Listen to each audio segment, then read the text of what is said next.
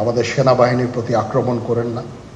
আগামী সংসদ নির্বাচন কবে হবে এটি নিয়ে অত্যন্ত গুরুত্বপূর্ণ তথ্য এবং আশা প্রকাশ করেছেন বাংলাদেশের বর্তমান যিনি সেনাপ্রধান রয়েছেন জনাব ওয়াকারুজ্জামান।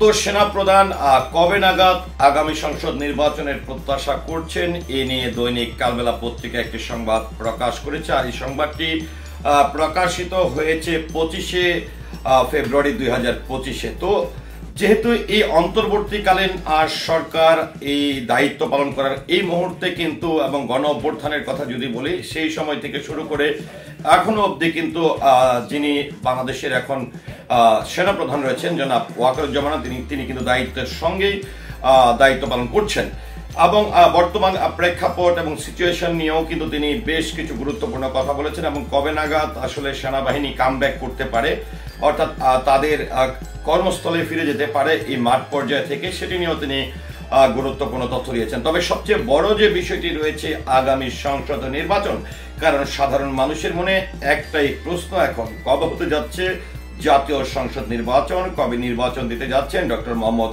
ইউনূস সরকার।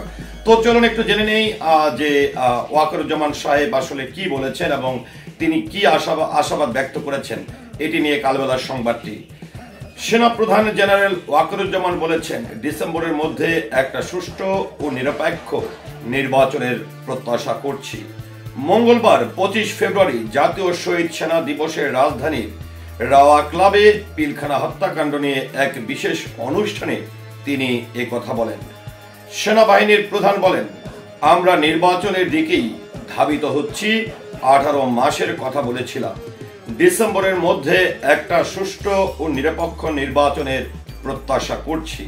তিনি আরো বলেন, আমার অন্য কোনো আকাঙ্ক্ষা নেই, আমার একটাই আকাঙ্ক্ষা দেশ এবং জাতিটাকে একটা সুন্দর জায়গায় রেখে ছুটি গ্রহণ করা। আই হ্যাভ এনাফ জাস্ট 7 এই মানুষ তো আই হ্যাড এনাফ। আমি চাই দেশ এবং জাতিকে একটা সুন্দর জায়গায় রেখে আমরা সেনানিবাসে ফিরে যাব। তিনি বলেন, আরেকটা জরুরি বিষয় যেটা আমি ভাবলাম যে আপনাদের সঙ্গে আমি শেয়ার করি, দেশের এই আইন শৃঙ্খলা পরিস্থিতি খারাপের পিছনে কিছু কারণ আছে। প্রথমে কারণটা হচ্ছে যে আমরা নিজেরা হানাহানির মধ্যে ব্যস্ত, একজন আরেকজনের বিরুদ্ধে বিষেধাগারে ব্যস্ত।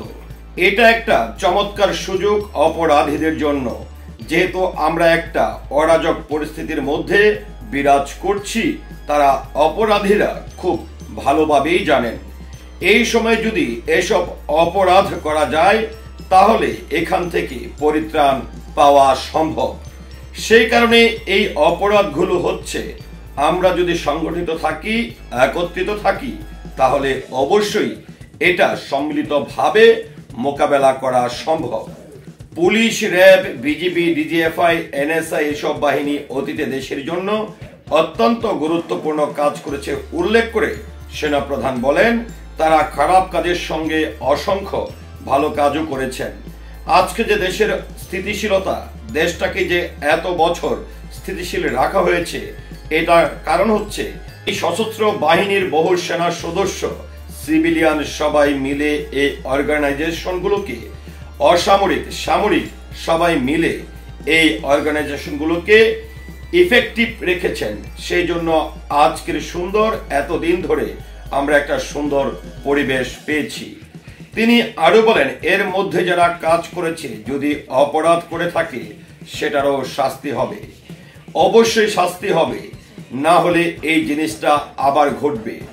আমরা সেটাকে বন্ধ করতে চাই চিরতরে, কিন্তু তার আগে মনে রাখতে হবে আমরা এমন ভাবে কাজ করব এই সমস্ত অর্গানাইজেশনগুলোর যেন আন্ডারমাইন্ড না করা হয়।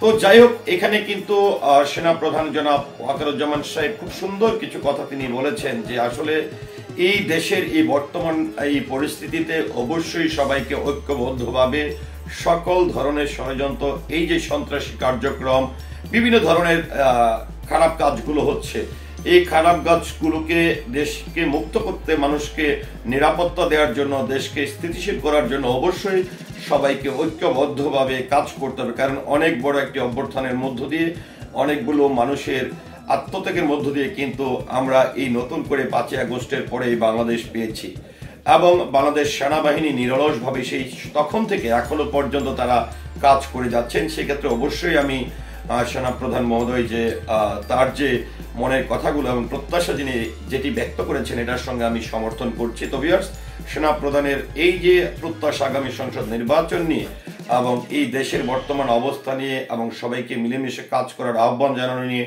আপনার মতামতকে আশা করছি কমেন্টের মাধ্যমে জানাবেন। সেই সাথে পুরো ভিডিওটির সঙ্গে থাকার জন্য অসংখ্য ধন্যবাদ। আসসালামু আলাইকুম।